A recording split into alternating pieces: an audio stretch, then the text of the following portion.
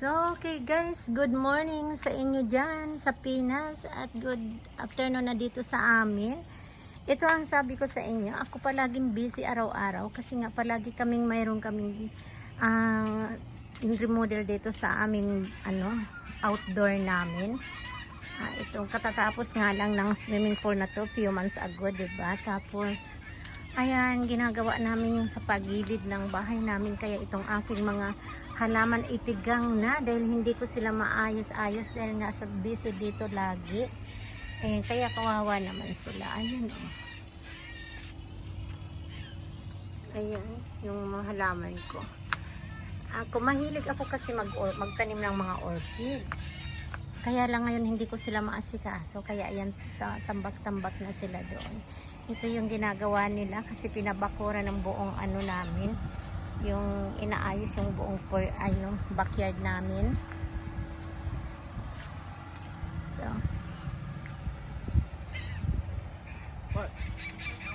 ayan, halaman ko, ayan, halos wala ng dahon, and which is ganun na talaga siguro walang dahon, kawawa naman.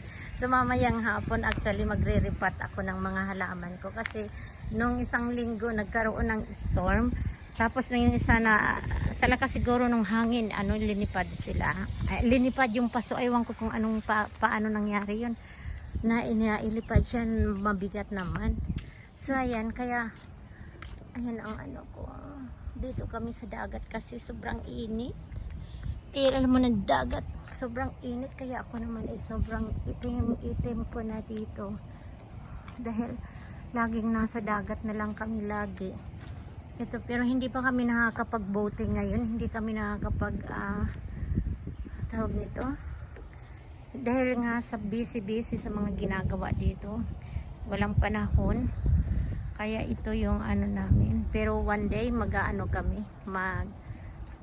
tawag nito, ano ba yung season ngayon na fishing season na ngayon kasi medyo lumalamig na dito. Ayan, so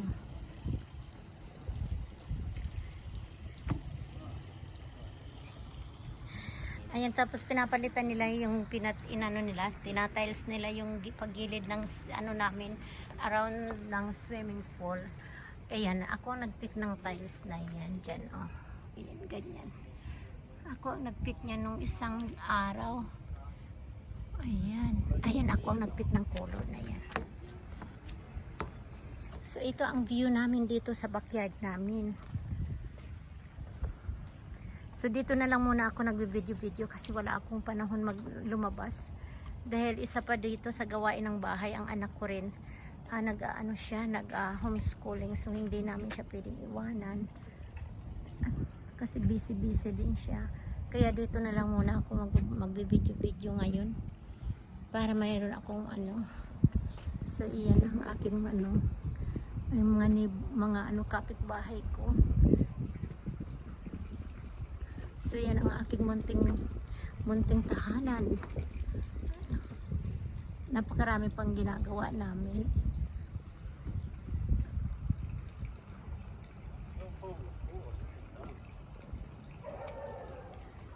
Ayan. So hopefully someday makapag fishing doon sa laot talaga. Kasi na ngayon, nang tawag nito? Grouper season na ba ngayon? Ay, ano ba yung may nagsabi sa akin? Kaibigan ko, grouper season na daw. So, time to to go fishing. So,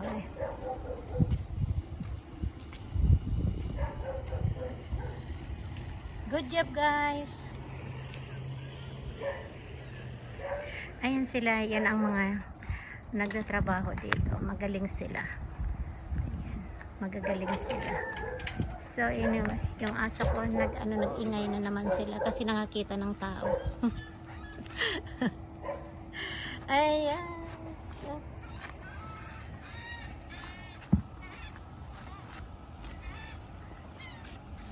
looking good. Excellent. It is excellent. So magaling ng trabaho nila, magagaling sila magtrabaho. Ayan.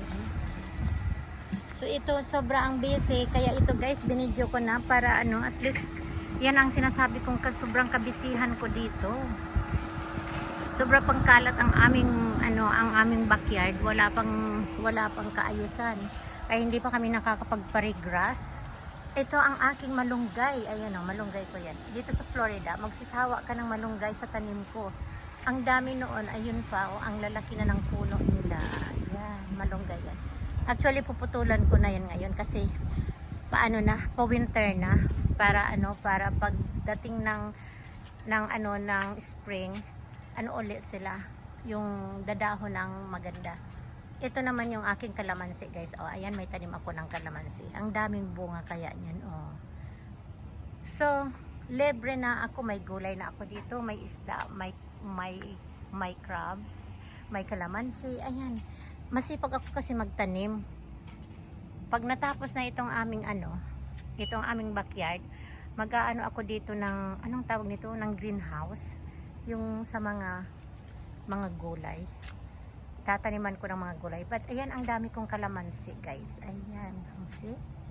So, dito din sa Florida kasi, ang climate dito parang Pilipinas. So, nag-grow ang mga gulay dito ng yung mga exotic vegetables, tsaka yung mga exotic fruit, nag-grow sila. Kaya yan, hindi mahilig din ako magtanim. Kaya ito na, naka-ready na yung aking dalawang malaking paso dito. Mamaya magre-repats ako ng aking ng aking mga halaman na iba.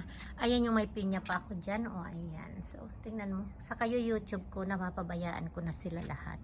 Hindi ko na sila naaalagaan. Kasi kayo YouTube eh. Ayan, nagda-dry na yung aking mga halaman. So, kailangan ko na ulit silang alagaan kasi kawawa naman. Tapos, ang ganda-ganda ng mga neighbors ko. Tapos, ako naman dito eh. Para akong sloppy. Kasi ito, sa kayo YouTube ko, hindi na nila ako nakita. Dati, araw-araw ako dito sa labas, nagkukot-kot. Ngayon, malimit na lang kasi yung trabaho sa loob ng bahay plus dito sa labas. Tapos plus nag-YouTube. Hindi na kaya ng oras ko. Kaya ito. Tapos ito guys, ito may orchids ako dito. Itong orchid na to, napakaganda ng kanyang kanyang bulaklak. Yellow ang bulaklak niya, tapos parang grapes kung sila ay magbulaklak, napakarami po naman. Ayan. So mamaya i-repats ko yan, paghihiwalayin ko kasi malaki na siya. Lalagay ko sa isang pots. Marami ako ditong ayan yung mga orchid kong napabayaan ko na. Ayan. Mga dry na sila. Yung iba nagbubulaklak nito naman kahit hindi ko naaayos. Kawawa naman sila. So ayan, yung Cattleya, oh. Ayan ang Cattleya kong bulaklak. So nag-dry ano naman sila. Ayan ang aking mga. So mamaya i-concentrate ko din tong mga itong linggo na to. So ang dami kong gawain guys dito sa bahay kasi ang hirap kaya na nag-iisang nagtatrabaho dito sa bahay mo. Ito yung aking entrance. Ito, hindi ko pa na-decorate kasi ayan, ang entrance ng aming bahay. Ayan. Ito itatiles din yan kasi tinatanggal din. So napakarami pang gawain. Super dami pa talaga ng gawain namin.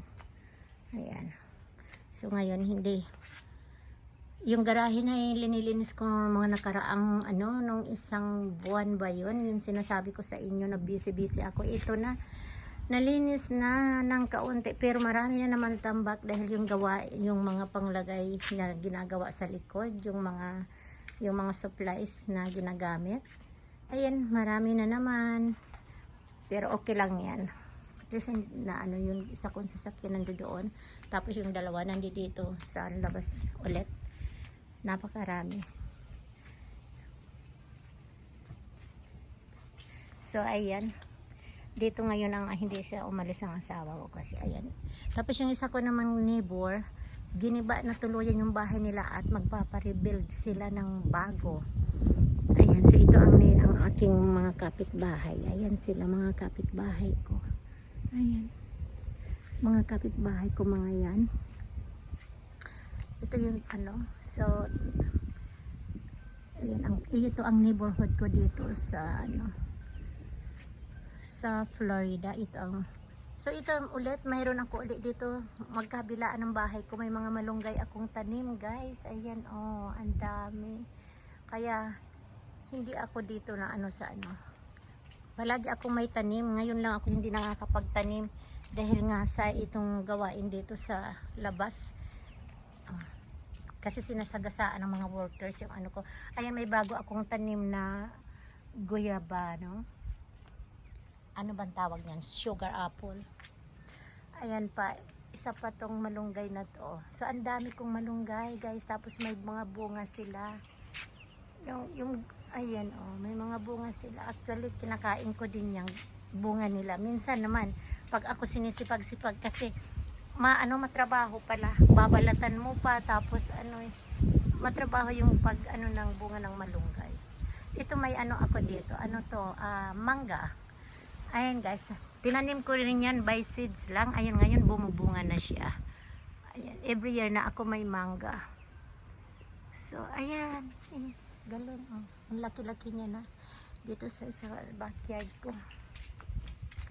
Ayan, so ito, napakarami pang kalat ng backyard ko, hindi pa maayos. Kasi ipababa ko pa yan, tapos ilalandscape pa yan. So, dito ulit tayo, umikot lang naman ako, guys. Umikot, ayan, yung mga table ko dito sa labas, sa outdoor, kasi maglalagay din ako ng outdoor kitchen. Kasi para hindi masyadong makalat doon sa loob kapag nagluluto. Ito, wala pang kaayusan ngayon, kasi nga, syempre hindi naman step by step ang ginagawa nila, hindi naman pwede sabay-sabay, inuuna mo na yung so ito ang view ko, guys. Ito ang view ng aking bahay dito sa likuran, ang namin. So dito lang.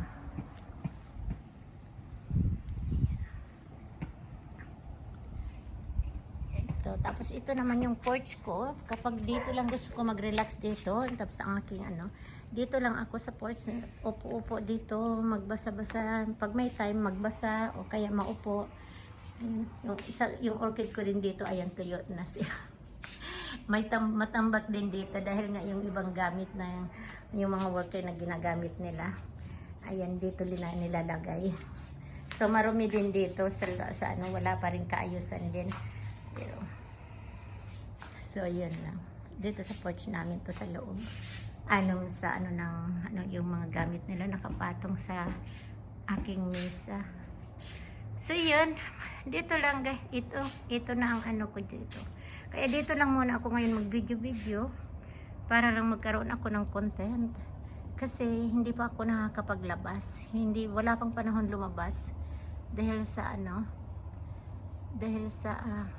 sobrang kabisihan dito. Tsaka yung anak ko din naman nag-homeschooling siya, so wala kaming time talaga. Wala akong time. But ayan na. So ayan, sige guys, magbababay na ako sa inyo. Ito na mamaya ipopost ko yan para naman magkaroon ako ng content. Kasi nakakatamad magluto, di ba? Tinatamad ako magluto. Ang dami kasing ang daming gawain, maghihiwa-hiwa pa naman sa sahog. Ayan, so but anyway, okay, bye guys. Alright, off ko na ang ating munting video dito sa likod lang ng bahay ko.